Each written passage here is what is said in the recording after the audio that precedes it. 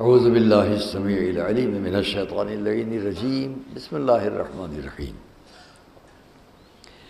الحمد للہ رب العالمین والصلاة والسلام علی اشرف الانبیاء والمرسلین سیدنا و نبینا و شفیعنا ابی القاسم محمد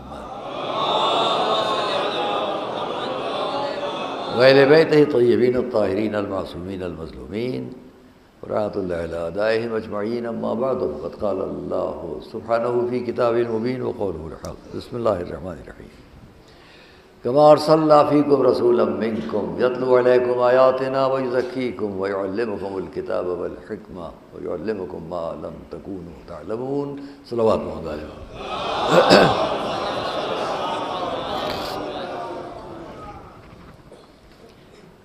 قرآن کریم کے دوسرے سورہ البقرہ کی 151ویں آیت، جس میں ارسال رسول پر بات ہوتے ہوئے کہ رسول کو ہم نے جس کو بھیجا اسے کیسا بھیجا. اب اس پر ہم تفصیلات میں نہ جاتے ہوئے کل تک جو بات تھی اس کو آگے نہ بڑھاتے ہوئے ہم ایک بات یہاں پر پوچھنا چاہتے ہیں. مقصود دین کیا ہے؟ ہمارا اور آپ کا جو شریعت پر عمل ہے، جو ہمارا عقیدہ ہے، یہ ہمارا اسلام، یہ ہمارا دین، یہ ہمارا مذہب، مقصود کیا ہے؟ نوجوان بچوں اور دوستوں تک جہاں تک میری آواز جائے اور بچیوں تک آواز جائے اس کو سنیں. مقصد دین کیا ہے؟ مطلوب دین، مقصود دین کیا ہے؟ نمازیں پڑھ لینا، روزے رکھ لینا، حج کر لینا، یہ الگ الگ عبادتیں ہیں یا سب ایک لڑی میں ہیں، ایک ہار کے اندر ہے؟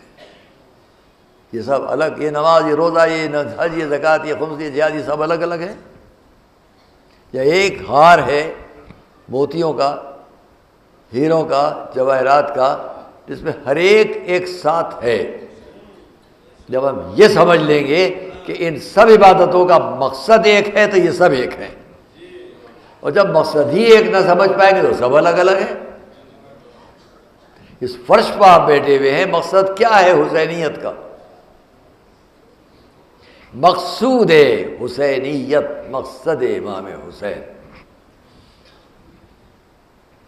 وہی مقصد اسلام کا ہے،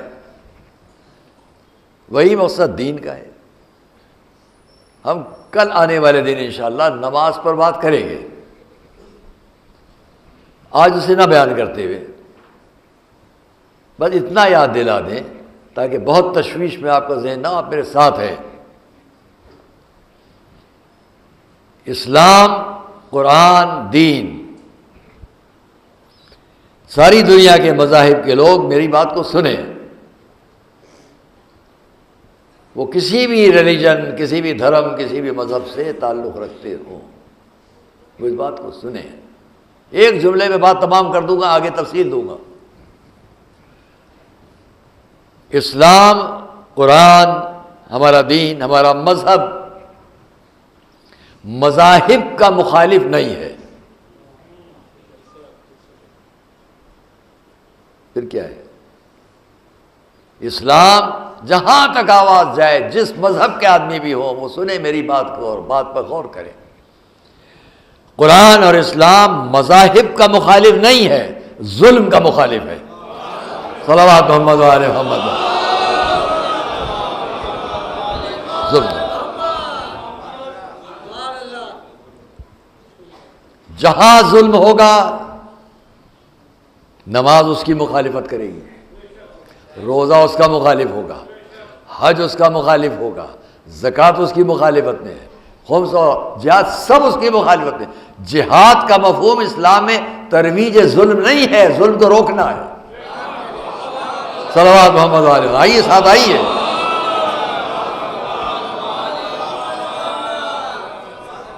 ظلم کو روکنا ہے، میں بھی بیان کروں گا.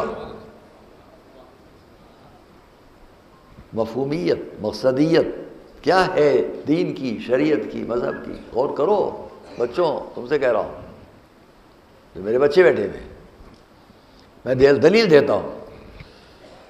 اس وقت سے تقریباً 4,500 سال اوپر جہاں سے آپ کی ملت حنیفی کی بنیادیں سامنے ہیں، خانہ کعبہ. ہر مسلمان کسی فرقے سے مسلک سے تعلق رکھتا ہو، خانہ کعبہ. کہیں تفصیل میں ہم نہ جائیں گے، نہ اس میں زیادہ دیر وقت لیں گے. آپ کا بس 2 لفظ ہیں، خانہ کعبہ. میں نے ایک جملہ کہا ہے، مذاہب کا مخالف نہیں ہے، ظلم کا مخالف، وہ ذہن میں رکھیے گا. آگے میری تقریر اس پر تائید میں آئے گی باتیں. خانہ کعبہ بنا دیا حضرت ابراہیم و اسماعیل نے، مگر اس بنانے سے پہلے جب بہت سی باتوں کو دیکھتے اس نے کہا، اس نے اے ابراہیم انی جاعلک للناس اماما، ہم نے آپ کو قائد، رہبر، امام بنایا. بے چین ہو کر پوچھا ومن ذریتی، اتنا بڑا منصب، نبوت ملی، رسالت ملی، خلت ملی، سب ملا بھی امامت مل گئی. اتنا اہم ہے لفظ امام کہ نبی بنے کچھ نہ کہا، رسول بنے کچھ نہ کہا، خلیل بنے کچھ نہ کہا. جب امام والی بات آئی، میری ذریت میں بھی، کیا یہ میری ذریت میں بھی ملے گا؟ تو کیا جواب آیا؟ لا ینال عہد الظالمین، ظالم اس کا فائدہ نہیں اٹھائیں گے. آپ کی ذریت میں یہ منصب تو رہے گا لیکن ظالموں تک نہیں پہنچے گا. اب عہد ابراہیمی سے آج تک ڈھونڈتے چلے جاؤ کہ جہاں بھی شریعت کی بات آئے، اگر کوئی ظالم بڑھ کے کہے ہم نمائندگی کر رہے ہیں شریعت کی، تو سمجھ لینا یہ اللہ والا نہیں ہے، اپنے نفس والا ہے. سب مل کر صلوات تو پڑھے محمد علیہ.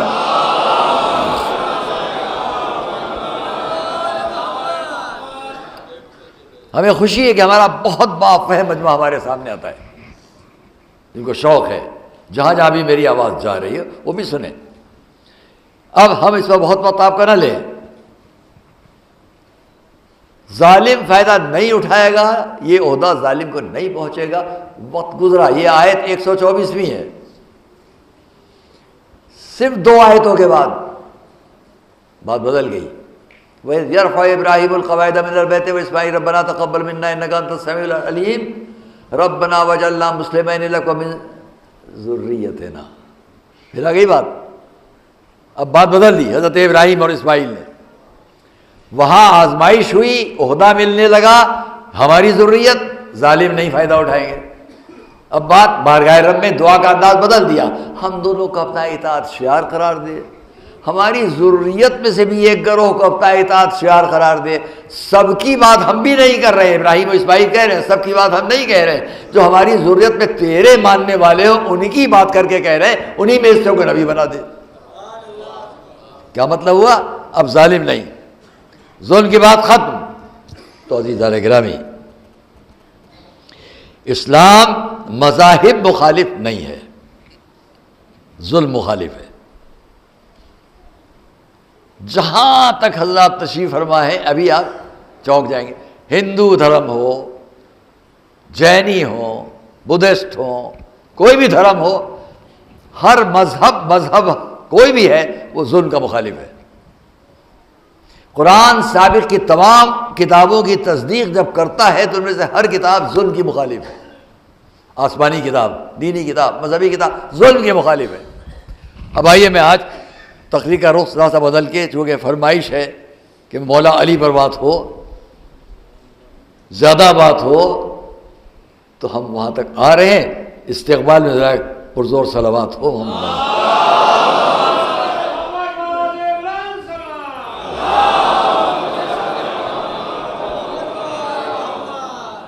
آن روڈ میں نے سنا ہے شیعہ کالج میں ہی مجمع بیٹھ کے مجلس سنتا ہے، اور جگہوں میں سنتا ہے. میں ان سب سے کہوں گا جب وہاں بیٹھے تو توجہ سے میری بات سنیں تاکہ آپ دوسروں تک پہنچائیں. یہ خالی ہم رسمن تو نہیں پڑھتے ہیں، محنت کر کے لاتے ہیں آپ کے سامنے تاکہ آپ اس بات کو توجہ سے سنیں. جب یہاں ہوں گے زیادہ توجہ ہوگی، باہر کم توجہ ہوگی، ٹریفک ہے یہ، پھر بھی آپ غور سے سنیے اور بات کو پہنچائیے. مذہب کا مخالف اسلام نہیں ہے، دوسرے دھرم، دوسرے مذاہب کا مخالف اسلام نہیں ہے. اسلام ظلم کا مخالف ہے. اب جہاں جہاں ظلم کے خلاف آواز ہوگی وہاں اسلام تائید کرے گا. اور اس کے لیے ہم مذاہب کی تاریخ میں سے ایک چھوٹی سی بات نکالیں. ہمارے حضور کے ایک اصحاب میں سے ایک صحابی، بڑا نام ہے، اس مجموعے کون نہیں جانتا، جناب سلمان. حضرت سلمان نے یہ دیکھا کہ حضور ہاتھ اٹھائے دعا کر رہے ہیں. دعا میں کیا فرما رہے ہیں؟ خدایا تجھ کو علی کی محبت کا واسطہ دیتا ہوں. صلوات پڑھیں محمد علیہ. بڑا عجیب واقعہ ہے. تجھے محبت علی کا واسطہ کہ میری امت کے اوپر جو بوجھ ہے گناہوں کا اسے کم کر دے. امت پر جو گناہ، وزر کی لفظ ہے، جو بوجھ ہے یعنی گناہوں کا بوجھ، اسے کم کر دے. ان گناہوں کو کم کرانے کے لیے رسول نے کس کی محبت کا واسطہ دیا؟ اب تو سمجھ لے دنیا کہ کیوں علی علی علی پکارا جاتا ہے. صلوات محمد علیہ.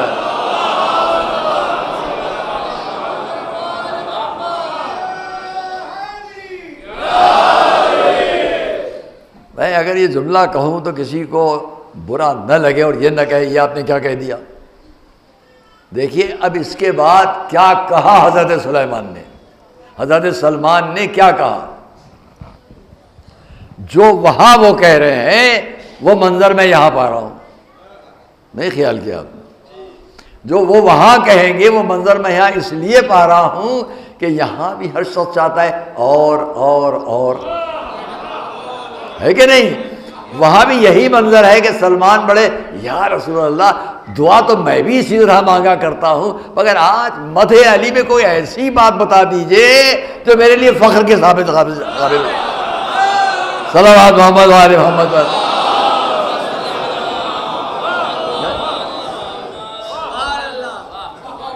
آج مدح علی میں کوئی ایسی بات فرما دیجئے کہ جو ہمیشہ میرے لیے سبب فخر ہو. حضور نے کیا فرمایا؟ بلا سند کے بات نہیں کہتا ہوں. صاحب اسرار الشہادہ علامہ دربندی، ان کی روایت پیش کر رہا ہوں. حضرات علماء سب تشریف فرمائے ہیں. صاحب اسرار الشہادہ علامہ دربندی مصائب میں جن کے بہت محترم بعض روایات میں انہوں نے قسم دی ہے کہ یہ روایت اگر بیان کرو گے میرا نام نہیں لوگے تو ایسا اور ایسا. وہ میں بیان نہیں کرتا. جب مصوائی جی نے پڑھتا تھا یہ سب چیزیں دیکھتا تھا تو میں کام کیا کہ ان کا یہ حکم ہے. خیر ان کی روایت ہے، یا رسول اللہ میں بھی دعا اسی طرح مانگا کرتا ہوں، لیکن آج چاہتا ہوں مدح علی میں کوئی ایسی بات آپ بیان کر دیجئے کہ جو ہمیشہ میرے لیے سبب فخر رہے. اب غور کرنا جو بات آگے کہنے جا رہا ہوں. رسول نے کیا فرمایا؟ سلمان یہودیوں کے قبرستان میں جاؤ. مذہب مخالفت میں نہیں ہے، ظلم کا مخالف. یہودیوں کے قبرستان میں جاؤ، جا کر وہاں آواز لگانا اے بندار. جب وہ شخص سامنے آئے تو اس سے پوچھنا تم اپنے یہودی مذہب پر مرے کہ اسلام پر؟ کتنی عجیب بات ہے. اسلام پر مرے کہ یہودی مذہب پر؟ اور اب تم کہاں ہو، کس حال میں ہو؟ کہاں ہو، کس حال میں ہو؟ گئے سلمان، آواز دی اے بندار. یہودیوں کا قبرستان، سامنے ایک قبر شگافتہ ہوئی، ایک شخص باہر نکلا. اس سے پہلے کہ آگے تک کی بات تمام کروں اس وقت کی سختی کو کم کروں ایک جملے سے، ابھی کم ہو جائے گی۔ سلمان نے آواز دی، اے بندار، قبر شگافتہ ہوئی، ایک یہودی میت زندگی پا کے باہر نکلی۔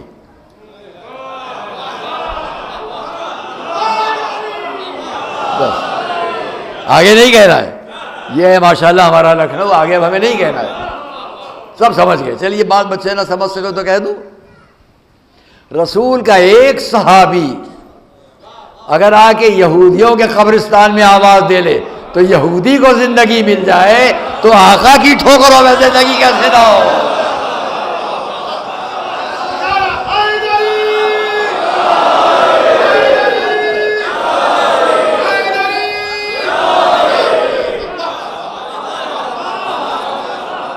باہر تک جو ہمارا مجمع ہے سب سے مل کر کہوں گا، سب مل کے صلوات پڑھیں محمد والے محمد۔ بولا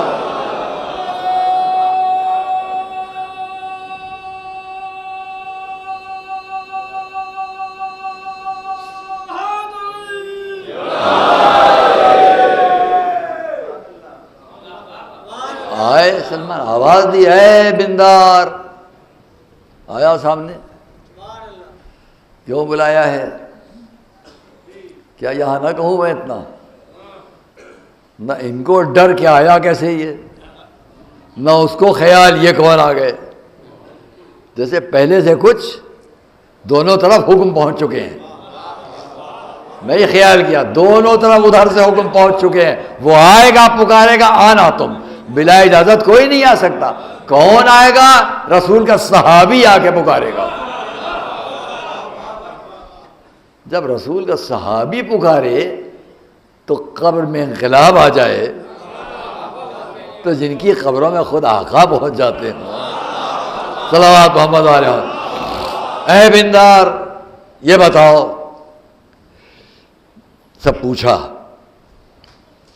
مختصر کروں بات، آگے اور بھی باتیں کرنا ہے۔ اس نے کیا جواب دیا؟ ہاں، یہودی مذہب پر ہی مرا ہوں، اسلام پر نہیں۔ مولانا، یہودی مذہبی پر مرا ہوں، اسلام پر نہیں۔ اسلام مذاہب کی تحقیر نہیں کرتا، مذاہب کی تردید نہیں کرتا، مذاہب کی مخالفت نہیں کرتا، بشرطے کہ جہاں اسلام اپنی حقیقی روشنی کے ساتھ ہو وہاں تک آؤ۔ اسلام پر نہیں مرا، یہودی مذہب پر مرا۔ جب مر گیا اور مجھ کو لے جایا جا رہا تھا ادھر جدھر جہنم کی آگ کے شعلے ہوں، اس وقت میں ایک نور سامنے سے آیا اور وہ میرے چاروں طرف چھا گیا، حد نظر تک میں نے ایک نور کا خیمہ دیکھا، میں اس کے اندر ہوں۔ یہ کیوں ہوا؟ کہا زندگی میں اور تو کچھ نہیں کرتا تھا، ہاں ایک نام تھا امیر المومنین علی، ان کی محبت رکھتا تھا۔ صلوات محمد علیہ محمد پر۔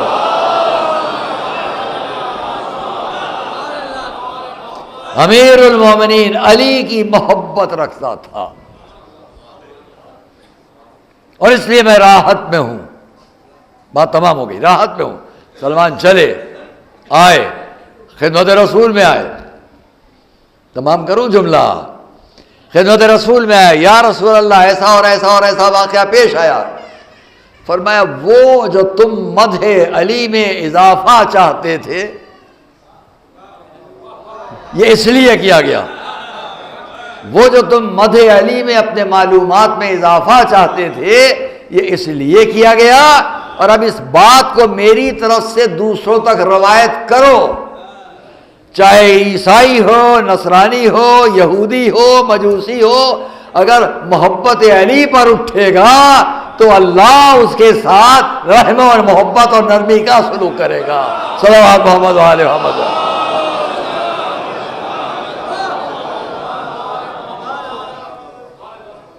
کیوں؟ خالی یہ نہیں ہے کہ بس محبت کام آ گئی، اس لیے کہ یہ محبت اس کے دل و دماغ کو متوجہ کرے گی کہ ذرا سمجھیں تو کہ علی کون ہے، اور جب علی تک جائے گا تو سمجھ لے گا کہ علی سے بڑھ کر ظلم کا مخالف کون تھا۔ صلوات محمد والے وسلم۔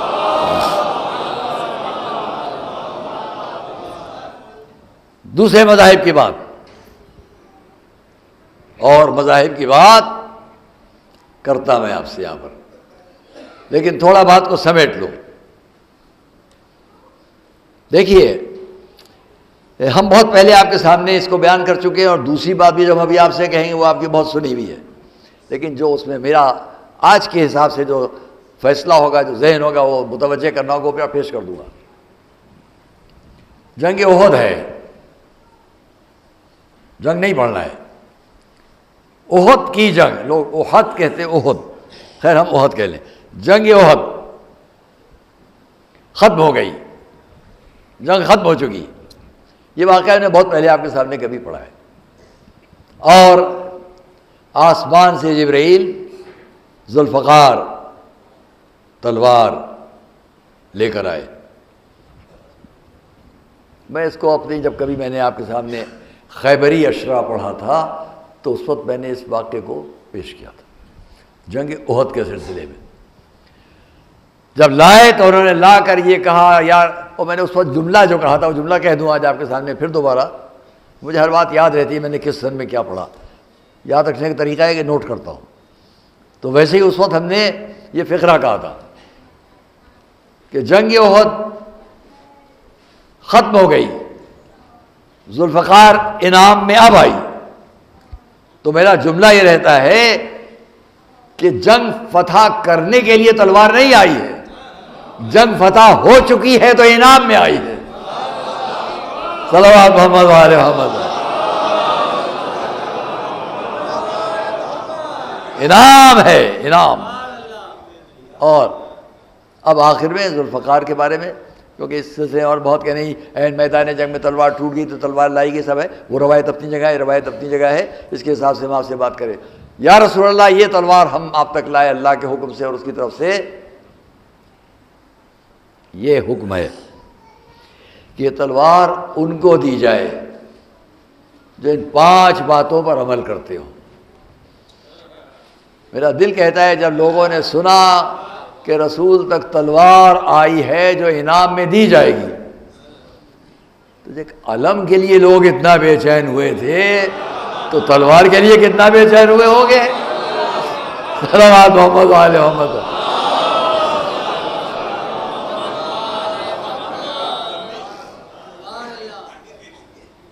کتنا بے چین ہوئے ہوں گے۔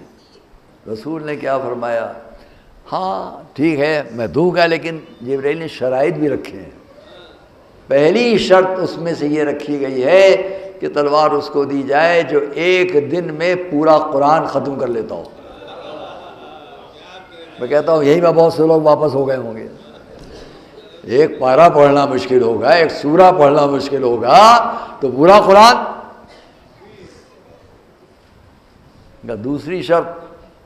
دوسری شرط یہ ہے کہ وہ ساری رات کھڑے رہ کر نمازیں پڑھتا ہو۔ تیسری شرط، بہت سے یہیں پہ چلے گئے ہوں گے، تیسری شرط وہ یہ ہے کہ سال بھر کے روزے رکھتا ہو۔ عرب کے ماشاءاللہ ایک سے خوش خوراک لوگ، ایک ہی روزہ زحمت میں مبتلا کرتا ہوگا، چاہے کہ سال بھر کے روزے۔ کتنوں نے کہا ہوگا یہ سب تو نہیں ہوگا، چلو جس کو لینا ہو لے لے۔ چوتھی شرط یہ کہ ہر روز 1000 بھوکوں کو کھانا کھلاتا ہو۔ یہ اور سخت ہے۔ آخری شرط یہ ہے کہ ہر روز اس کے نام عمل میں 364 نیکیاں لکھی جاتی ہیں۔ جب سب مایوسی میں تھے تو ہمارے اور آپ کے مولا بڑھے۔ عرض کی یا رسول اللہ ان میں سے ہر شرط پر میں عمل کرتا ہوں۔ پہلی شرط کہ قرآن تو آپ ہی نے تو فرمایا ہے، کوئی اگر ایک مرتبہ سورہ الحمد و 3 دفعہ سورہ قل هو اللہ پڑھ کر تو گویا پورا قرآن پڑھ لیا، یہ میں روز کرتا ہوں۔ صلوات محمد وآل محمد۔ قائم اللیل، ساری رات کھڑے رہ کر نماز پڑھتا ہو تو آپ ہی نے فرمایا ہے کوئی وضو کر کے سو جائے رات کو تو گویا ساری رات آپ ہی نے تو فرمایا ہے کہ جو 13, 14, 15 رجب کو روزے رکھ لے گویا سال بھر کے روزے رکھے. اور آپ ہی نے فرمایا کوئی روزانہ کسی ایک بھوکے کو کھانا کھلا دے تو گویا اس نے 1000 دینار صدقہ دیا. اور آپ ہی نے فرمایا کوئی یتیم کے ساتھ اچھا سلوک کر دے تو اس کے نامہ اعمال میں 364 نیکیاں لکھی جاتی ہیں. اب مجھے اتنا کہنا ہے ساری دنیا کے لوگ آئیں، جنگ کے موقع پر آئیں اور یہ دیکھیں جب اسلام کی جنگ، اور اس جنگ میں بھی اسلام کا سب سے بڑا نمایاں کردار علی، وہاں پر بھی جب تلوار کی بات آ جائے تو اس سے بڑھ کر بات کیا ہوگی کہ تلوار کے پہلو بپہلو انسانیت کے سبق دیے جا رہے ہیں، خونریزی کے سبق نہیں دیے جا رہے ہیں. صلوات محمد وآل محمد پر کوئی خونریزی کے سبق، سب مل کر ایک صلوات محمد وآل محمد.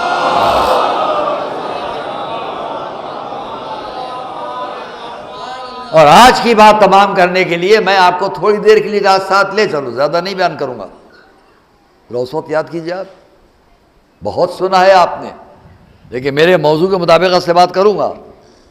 ظلم کے خلاف، اسلام ظلم کے خلاف. میں نے آپ سے کہا تھا کچھ مثالیں کہیں کہیں سے، ایک مثال دیتا ہوں. کیا ہوا جنگ خیبر میں؟ ابھی آپ کتنا اچھا شعر سن رہے تھے، سر ٹکرا کے آ گئے. ہمیں اچھا لگا، میں آپ سے پھر سے پڑھوایا. ذرا خیال تو کریں میرے مجمع کے تمام محترم حضرات. کیا ہوا جنگ خیبر نہیں پڑھ رہا ہوں، کبھی کہیے گا پوری پھر پڑھ دوں گا، پورا خیبری اشرا پڑھ چکا ہوں یہاں. کیا ہوا جنگ خیبر؟ رسول نے کیا فرمایا؟ صحیح بخاری میں بہت سے روایات ہیں، یہاں پر اور بھی کتابوں میں ہیں. وہ سب چھوڑتے ہوئے خالی ایک بات، رسول نے کیا فرمایا؟ جب 40 دن کی شکست ہو چکی تو آپ نے کیا فرمایا؟ انی لأعطین الرایۃ غدا، کل میں علم دوں گا. کسے دوں گا؟ رجولن. میں تو سمجھتا ہوں کہ ایک ایک لفظ صرف کہوں گا اور مجمع چونکے گا. کل میں علم دوں گا کسے؟ رجولن. تو اب تک کیا ہو رہا تھا؟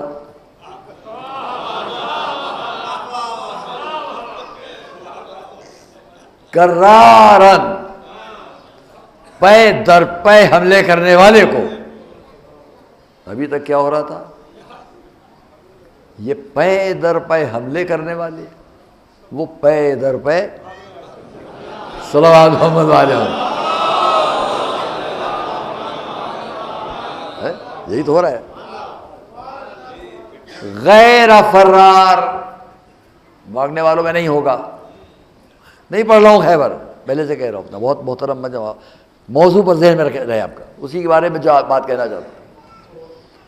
تو میں کل اب اس کو علم دوں گا جو رجولن کرارن غیر فرارن. ان تمام باتوں کو بیان کر کے اب کیا فرمایا؟ یحب اللہ ورسولہ ویحبہ اللہ ورسولہ. وہ ہوگا کہ جو اللہ اور رسول کو دوست رکھے گا اور اللہ اور رسول اس کو دوست رکھیں گے. اب مجھے بتائیے کہ اللہ اور رسول کسے دوست رکھیں گے؟ اسی کو تو دوست رکھیں گے جو ظلم کا مخالف ہو. صلوات محمد وآل محمد. این خیبر میں آخر وقت تک یہ شرط لگا دینا، یحبہ اللہ، اور اللہ اور رسول بھی اس کو دوست رکھیں گے، وہ اللہ اور رسول کو دوست رکھے گا.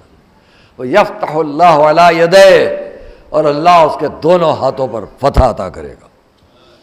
میں نے اس دن آپ کے سامنے کچھ تھوڑا سا بیان کیا تھا، ایک جملہ اس پہ کہہ دوں، اللہ اس کے دونوں ہاتھوں پر فتح دے گا. تو دونوں ہاتھوں پر فتح کیا ہے؟ ایک ہاتھ میں مرحب کا سر ہے اور دوسرے ہاتھ پر باب خیبر ہے. اور خیبر کو پل بنا دیا گیا، جس کے لیے تاریخ کا منظر یہ ہے کہ امام مولا اس پل کو آپ یوں سمجھ لیجیے دروازہ کبھی ادھر لگتا تھا کبھی ادھر لگتا تھا. جب خندق کے ادھر آتا تھا لوگ سوار ہوتے تھے، اور پھر ادھر لگ دیا جاتا تھا، لوگ اتر کے چلے جاتے تھے. غور کر رہے ہیں آپ؟ یہ خندق ہے خیبر کی. اس خندق کے اوپر یہ دروازہ ہے، دروازہ اتنا چوڑا نہیں جو پوری خندق کو پار کر لے، چھوٹا ہے تھوڑا. تو تاریخ نے کیا لکھا، خندق کے ادھر لگتا تھا تو لوگ سوار ہوتے تھے، اور پھر ادھر لا کے لگا دیا جاتا تو لوگ اتر جاتے تھے. کم سے کم اس منظر کو آپ نے ذہن میں رکھا کہ نہیں؟ نہیں ذہن میں آئی بات؟ کہہ دوں، ارے خیبر میں اس کی خندق کا پار کرنا اس وقت تک ممکن نہیں تھا ان تمام لوگوں کو جو رسول کے ساتھ تھے، جب تک کہ علی پل نہ بنا دیں. جب خیبر کی خندق بغیر علی کا پل بنائے ہوئے پار نہ کرو تو محشر کا پل صراط بغیر علی کے کیا پار کرو گے؟ صلوات محمد و آل محمد. اگر مجھے یاد رہ گیا، بات اتنی کہ آگے کی مجلس ہے، اگر مجھے یاد رہ گیا تو کل اس پل پر، پل صراط مستقیم، کل انشاءاللہ اگر موضوع کے اندر بات آ گئی اور بات کے ساتھ ہو گئی تو بیان کروں گا. آج اس بات کو تمام کریں. اس لیے دوستو اور عزیزو، اسلام ظلم کا مخالف ہے، اور جہاں بھی ظلم ہوگا اس کی تائید کرنے والا اسلام نہیں ہے. ائمہ اطہار، اہل بیت اطہار، سب کا کردار دیکھتے چلے جاؤ، مخالفت ظلم میں ہے. کعبہ ظلم کا مخالف مرکز، جہاں سے ساری دنیا کو ایک ہی میسج جاتا ہے، ظلم نہیں. سب حضرت ابراہیم کو جواب مل گیا کہ لا ینال عہد الظالمین، ظالم فائدہ نہیں اٹھائیں گے، تو اس کے بعد کی فوراً آیت بتا دے گی ظلم کیا ہے، فوراً بتا دی. اور اس طرح ہم اور آپ محرم کے ان دنوں میں، قضائے امام مظلوم کے ان دنوں میں جس مجلس میں بھی جائیں گے آپ کو یہی ملے گا سننے کو. اپنے اپنے انداز میں خطبہ، ذاکرین، مرثیہ پڑھنے والے حضرات، شعراء، ادبا، سب اپنے اپنے طور پر مفہوم و مقصد ایک ہوگا، ظلم کے خلاف بات ہو. اور اس لیے ذرا خیال کیجیے گا کہ مولا علی ظلم کے خلاف ساری زندگی، ایک جملہ کافی ہے، جہاں 70,000 انسانوں کا خون بہہ گیا. افسوس کہ میں اس تاریخ کو نقل نہیں کرتا. 40,000 کا ایک طرف سے اور 40,000 کا ایک طرف سے اور 30,000 کا ایک، 70,000 انسانوں کا خون بہا. کسی نے نہیں کہا، لیکن ہمارے آپ کے مولا نے آواز دی، کیوں سب کا خون بہاتا ہے؟ دع الناس جانبا فدع الناس جانبا، لوگوں کا کنارے چھوڑ، آ جا ہم اور تو بیٹھ کے بات کر لیں. دعوت مقابلہ علی نے دی. جو شدید دشمن علی کا ایک تھا، اس نے ان کو مشورہ دیا، اچھی بات تو کہہ رہے ہیں علی، چلے جاؤ، اتنی اچھی بات کہہ رہے ہیں، جنگ ختم ہو جائے گی، جا کے تم دونوں لڑ لو، باقی سب کی کیا بات رہ جاتی. جواب کیا دیا؟ تو میری جان کا دشمن معلوم ہوتا ہے.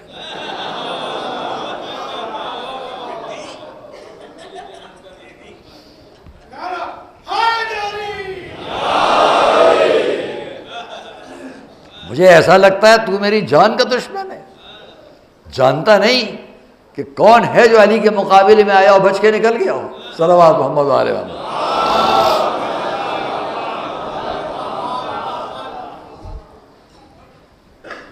کون ہے؟ اور اسی لیے جب لوگ ایسے بیٹھتے ہوں گے تو آپس میں باتیں بھی ہوتی ہوں گی نا. ان میں سے ایک صاحب نے دوسرے صاحب سے کہا، ایک اور صاحب جن کا بڑا تاریخوں میں ذکر ہے، بڑے بہادر، مشکل یہ ہے کہ وقت ہمارے سامنے ہے اور ہم جن باتوں کو چھیڑتے ہیں پھر اس میں 10-5 منٹ نکلتے ہیں، لہذا ان باتوں کو ہم آج چھوڑے دیتے ہیں انشاءاللہ آگے. فی الحال ہم اتنا آپ سے کہیں کہ جہاں بھی آپ تاریخ اسلام کو پڑھیں گے، ظلم کے مخالف مولا علی جب یمن بھیجے گئے وہ بھی اگر مجھے یاد رہ گیا تو کل تاریخ کی اس کتاب کو ساتھ لاؤں گا، ممبر سے اس کا ریفرنس دوں گا تاکہ سب کو یقین آ جائے کہ یہ تاریخ یہ کہہ رہی ہے کہ یمن کیسے فتح ہوا۔ میں نے ایک دن کہا ہے یہاں مجلس میں کہ یمن پر بات کروں گا، اور وہ یمن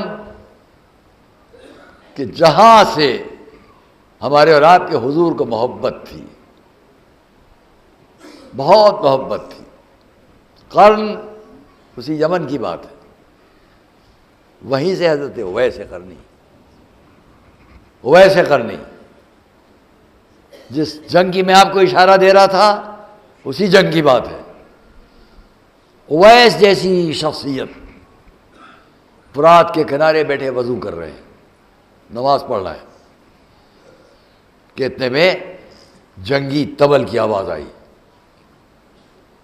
کھڑے ہو گئے۔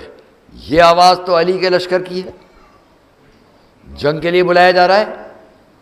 کھڑے ہو کر تصور کیا اور آواز دی، نماز پڑھوں کہ علی کے بلانے پر جاؤں، نماز پڑھوں کہ علی کے بلانے پر جاؤں۔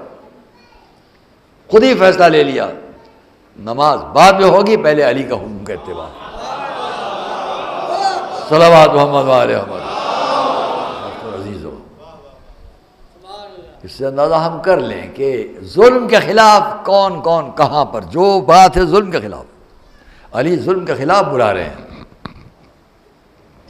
وہی منظر امام حسین کا ہے، وہی منظر جب کوفے والوں نے بلایا، آئیے تاکہ ہمیں بتائیے کہ دین کیا ہے، اسلام کیا ہے، احکام شریعت کیا ہے۔ اور میرا آپ کا مظلوم امام جب چلا مدینے سے تو کہاں گیا؟ اپنے نانا کی قبر پر، نانا کی قبر پر سر رکھ کر آنسو بہاتے ہوئے، نانا اب یہ بڑا دل تنگ ہے آپ کا نواسا، خاموش لیٹے ہوئے۔ اس مجمع میں سبھی جانتے ہوں گے، میری آواز جہاں جہاں پہنچ رہی ہوگی، مجمع میں سب جانتے ہوں گے کہ جب انسان کا دل ٹوٹا ہوا ہوتا ہے، دل شکستہ ہوتا ہے، تو اس عالم میں سب سے زیادہ کوشش کرتا ہے اس کے قریب جانے کی جہاں اس کے دل کی تسلی کا سامان پڑا ہو۔ ہر شخص جانتا ہے، ہم آپ سب گزرے ہیں ان منزلوں سے۔ کیا ہو رہا ہے؟ امام حسین جب ہر طرف سے یہ ظلم و ستم کے آثار، تو ایک دفعہ گئے اپنے نانا کی قبر پر۔ روایات میں ایک رات نہیں، 2 راتیں، آج کی رات، دوسری رات، اور سر رکھ کر نانا کی قبر پر سو گئے۔ دل کہتا ہے اس طرح سو گئے جیسے کبھی کمسینے میں نانا کے سینے پر سر رکھ کر سو گئے۔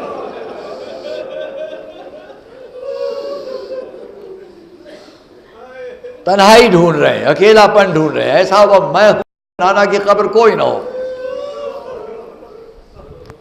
لیکن جس کے چاہنے والے جو ہوتے ہیں وہ بھی نظر رکھتے ہیں ان پر جن کی ان کو محبت ہوتی ہے۔ امام اپنے نانا کی قبر کی تلاش میں، تنہائی کی تلاش میں، کہ وہاں جا کے وہاں جا کے آنسو بہا لوں، تو کوئی اور بھی تو امام کا چاہنے والا ہے۔ وہ کون ہے؟ چاہنے والی بہن جو ہر وقت نظر رکھتی ہوگی میرا بھیا کہاں ہے، میرا بھائی کہاں ہے، میرا بھائی کہاں ہے۔ دیکھا جب بھائی کو نہیں پایا تو سمجھ گئی کہاں ہوں گے، چاہنے والی بہن زینب سمجھ گئی کہاں ہوں گے۔ ڈھونڈتی ہوئی، تلاش کرتی ہوئی، خود بھی اسی قبر پر آ گئی، نانا کی قبر تک آئی، اپنے بھیا کو دیکھا۔ جملہ سنیں گے آپ شہزادی زینب کا؟ اللہ اکبر، اس جملے کی بڑی قیمت ہے۔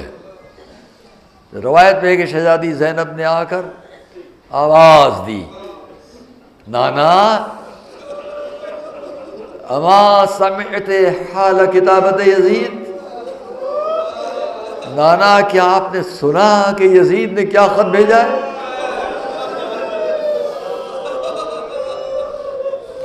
کیا آپ نے سنا کہ یزید نے کیا خط بھیجا ہے؟ نانا، اس نے خط میں یہ لکھا ہے کہ اگر میرا ماجایا حسین اس کی بیعت نہ کرے تو اس کا سر کاٹ لیا جائے، اس کا سر، میرے بھائی کا سر کاٹ لیا جائے اور یزید تک بھیج دیا جائے۔ ذرا خیال کریے کہ زینب نے اس جملے کو کیسے ادا کیا ہوگا۔ بھائی کا سر کاٹ لیا جائے، کیسے ادا کیا ہوگا۔ اور میں کبھی کبھی، کل بھی میں نے شاید اشارتاً کہا تھا کہ زینب کے 4 سفر ہیں، 4 سفر۔ آج زیادہ تر میں اسی ذکر کو آپ کے سامنے کروں گا۔ فضائل میں حق ادا کیا، آپ نے بھی حق ادا کیا، اور یہ مصائب میں بھی حق ادا کریں۔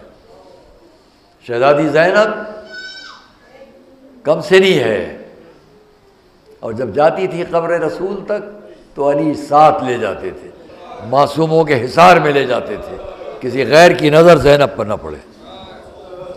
ایک شہزادی زینب کا عظمت و جلال کا ایک انداز تھا۔ تاریخ میں ہے کہ جب رسول کی وفات ہو گئی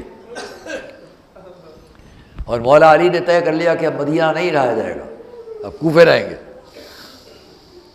مدینے والوں کو، سب کو، اپنے لشکر کو، لوگوں کو، عزیزوں کو، اقربا کو ساتھ لیا اور کوفے چلے، عراق چلے۔ تو میں نے اس کو ان کتابوں میں جہاں عرب کی مشہور بیویوں کے ذکر ہیں، اس میں نے شہزادی زینب کے ذکر میں پڑھا اس کو، جو نقل کر رہا ہوں۔ جب یہ کارواں مولا علی کی سرکردگی میں مدینے سے کوفے چل رہا ہے کہ اب کوفہ پائے تخت لشکروں کا، علی اتنی جگہوں کے 53 ملکوں کا پرچم اب کوفے میں لہرائے گا، یہاں سے حکومت ہر طرف، اتنی جاہ و جلال، شان و شوکت کے ساتھ یہ لشکر چل رہا ہے۔ اس میں بیویاں بھی ہیں، جوانان بنی ہاشم بھی ہیں، اور تاریخ کہتی ہے اسی لشکر میں حضرت عبداللہ ابن جعفر بھی ہے، حضرت ابو الفضل العباس بھی ہے۔ یہ بڑی بڑی شخصیتیں اس لشکر میں ہیں۔ مورخ نے لکھا کہ جب کہیں کارواں، لشکر، قافلہ ٹھہرتا تھا تو خیمے نصب کیے جاتے تھے۔ ایک جملہ جہاں جہاں مجمع میں، یہ میرے سامعین تشریف فرمائے، دل پر چوٹ لگے گی۔ جب خیمے نصب کر دیے جاتے تھے، لوگوں کو بتا دیا جاتا ہوگا یہ تمہارا خیمہ، یہ تمہارا خیمہ، یہ ان کا خیمہ۔ اماریاں، سواریاں، ناقے بٹھائے جاتے تھے، اماریوں سے بیویاں اتاری جاتی تھی، اپنے اپنے خیموں میں پہنچائی جاتی تھی۔ مورخ لکھتا ہے کہ جس ناقے پر وہ ہماری تھی جس میں شہزادی زینب ہوتی تھی، جب اس ناقے کو زمین پر بٹھایا جاتا تھا اور اب یہ فیصلہ ہوتا تھا کہ اب زینب کو ہماری سے لے کر خیمے تک پہنچانا ہے، تو لکھتے ہیں کہ چاروں طرف بکھرے ہوئے جوانان بنی ہاشم دوڑ کر آ جاتے تھے اور اس سواری کے قریب تلواروں کا سایہ کر لیتے تھے۔ زینب شان سے نکل کر اپنے خیمے میں جاتی تھی۔ مصائب ہو گئے حضرات، جتنا اس منظر کو یاد کیجئے گا دل پر چوٹ لگے گی۔ ایک بیوی نے اپنی یہ شان، اپنے جاہ و جلال کو دیکھا، کیا میرا دل کہتا ہے کبھی پلٹ کر عباس کو دیکھتی ہوں گی، کبھی پلٹ کر اپنے بھائی امام حسن کو دیکھتی ہوں گی، کبھی حضرت عبداللہ ابن جعفر کو دیکھتی ہوں گی۔ مجھے شان سے لے جایا جا رہا ہے۔ 5.5 سال گزر گئے، 5 سے 5.5 سال گزر گئے۔ اب شہزادی زینب کو دوبارہ کوفے سے مدینے جانا ہے۔ مختصر کرو، کوفے سے مدینے جانا ہے۔ اب سر پر سے بابا کا سایہ اٹھ چکا ہے، اب امام حسن سربراہ کارواں ہے، اور طے ہے کہ نہیں اب مدینے میں ہی چل کر رہنا ہے۔ جس شان سے زینب مدینے سے کوفے آئی تھی، اب اسی شان سے زینب دوبارہ مدینے سے، کوفے سے پھر مدینے گئی، اور وہی کام، وہی انداز، تیسری بار اب پھر زینب کو مدینے سے کوفے آنا ہے، جس کو میں پہلی محرم سے عرض کر رہا ہوں۔ ہاں ابھی تک زینب کی یہ شان باقی ہے کہ اب جب پھر کارواں چلے گا تو اب کی سربراہ کارواں امام حسین ہے اور منتظم کارواں حضرت ابوالفضل عباس، اور پھر وہ امتیازی شان باقی ہے کہ ہر بیوی، کسی کو علی اکبر نے سوار کیا، کسی کو حضرت ابوالفضل عباس نے سوار کیا، لیکن جب جناب زینب کی باری آئی تو خود امام حسین آئے، ناقہ قریب لایا گیا، ناقہ زمین پہ بٹھایا گیا، امام حسین زمین پر بیٹھے، شہزادی زینب کے قدم زانو امام حسین، بازو کا سہارا امام حسین، اور سوار کرایا۔ دوستو اور عزیزو، آج شہزادی زینب کے بارے میں سن لیجئے، آخر میں دو جملے میں ان کے اس مصائب کے جو آج کی تاریخ سے متعلق بحث کر دوں۔ اتنا ہوا کہ زینب اب تیسری مرتبہ جب مدینے سے چلی کوفے کے لیے تو وہ شان باقی ہے۔ آئیے اب کربلا ہے، آ گئی زینب کربلا، علی و فاطمہ کی بیٹی اور نواسی کربلا آئی، دن پر دن گزر رہے ہیں، راتیں گزر رہی ہیں، رات کا وقت ہے، انشاءاللہ آپ مصاب ہوں گے۔ میں ایک سوال کرتا ہوں، مصائب ہے مگر ایک سوال کرتا ہوں، کس کی جانشینی کر رہے ہیں امام حسین؟ رسول کی۔ کس کی جانشینی کر رہے ہیں حضرت ابوالفضل عباس؟ مولا علی کی۔ تو سچ بتلاؤ کہ زینب کس کی جانشینی کر رہی ہے؟ اگر آپ کا ذہن پہنچ چکا ہے تو ورنہ میں آگے بات کو تمام کروں۔ زینب کس کی نیابت کر رہی ہیں اور جانشینی کر رہی ہیں؟ سیدہ کی۔ دوستوں مصائب ختم، میں ایک جملہ انشاءاللہ آپ مصاب ہوں گے۔ زینب کس کی جانشینی کر رہی ہے؟ سیدہ کی۔ یاد دلاؤ، جب سیدہ نے اپنے بیٹے کو اپنے نانا کی آغوش میں دیا تو نانا نے جھک کر اپنے نواسے کے سر و گردن اور رخسار اور چہرے و پیشانی کو چومنا شروع کیا۔ سامنے شہزادی کھڑی ہیں، اتنے میں رسول کا چہرہ بلند ہوا، دیکھا جناب معصومہ نے کہ بابا کی آنکھوں سے آنسو بہ رہے ہیں۔ پوچھ لیا بابا یہ آنسو کیسے؟ جواب دیا بیٹا میں دیکھ رہا ہوں کہ تیرا یہ بیٹا بڑے ظلم و ستم سے شہید کر دیا جائے گا۔ روایت آپ کو معلوم ہے، وہ مجھے اس کو تکرار نہیں کرنا ہے، صرف اتنا پوچھوں گا کہ شہزادی نے کیا پوچھا، بابا یہ واقعہ کب پیش آئے گا؟ جواب ملا جب نہ میں نہ تم نہ علی نہ حسن۔ تو پوچھا بابا پھر میرے لال پر روئے گا کون؟ شہزادی نے یہ نہیں کہا بابا آپ محبوب رب العالمین دعا کر دیجئے کہ ایسا نہ ہو۔ میری شہزادی نے اپنے بیٹے کی شہادت کو قبول کیا، تیروں اور تلواروں سے ٹکڑے ہونے کی بات سن کر راضی رہی۔ اب مجھے آپ بتلاؤ کہ انہی کی جانشینی کر رہی ہے کون؟ زینب۔ جب زینب اپنی مادر گرامی کی جانشین ہے تو اب امام حسین کو دیکھے گی کہ اپنی گود کے پالے ہوئے کو دیکھے گی؟ مصائب ختم۔ بھائی اسی لیے خیال کر لیجئے کہ جب شب عاشور ہے، حسین گزر رہے ہیں، ایک مرتبہ اس خیمے کے قریب سے گزرے جہاں دیکھا سامنے زینب بیٹھی ہے، سامنے دونوں بچے سر جھکائے بیٹھے ہیں۔ زینب کہہ رہی ہے میرے لال دیکھو کل کا دن اپنی نصرت پہ کمی نہ کرنا، قربانی میں کمی نہ کرنا۔ یتیم ہے مسلم، اگر یتیمان مسلم اپنی قربانی پیش کریں تو بیوہ مسلم کے لیے فخر کا سبب ہوگا۔ کہیں ایسا نہ ہو کہ زینب کی نظریں نیچی ہو جائیں۔ امام حسین نے سنا، راوی نے لکھا ایک مرتبہ امام نے رومال نکالا، آنکھوں پر رکھا، بہتے ہوئے آنسوؤں کو پوچھا اور آواز دی پالنے والے میری بہن زینب کو صبر عطا کر۔ آگے بڑھ گئے، عاشور کا دن ہے، زینب نے کہا میرے بھیا کو بلاؤ، قریب آئے، کیا خیال ہے زینب؟ زینب نے عرض کی بھیا میرے بچوں کی قربانی قبول کرے۔ آخری جملہ امام نے جب سر جھکا کر چاہا کہ جواب نہ دے، اور جب فقرہ زینب نے کہا بھیا آپ کو اپنی ماں کے حق کی قسم دیتی ہوں اس قربانی کو قبول کرے، امام نے دونوں بچوں کو بلایا، ہاتھ سے سجایا، میدان میں رخصت کیا، آواز آئی تھوڑی دیر میں آقا سلام قبول کیجئے، ایک کا لاشا حسین نے لیا، ایک کا لاشا عباس نے لیا، خیموں میں لائے زینب کے سپرد کر دیا۔ عزیزان گرامی، تاریخ نے لکھا زینب نے ایک کا سر ایک زانو پر رکھا، ایک کا سر ایک زانو پر رکھا، ہاتھ بلند کیے، خدایا تیرا شکر کہ تو نے اس قربانی کو قبول کیا۔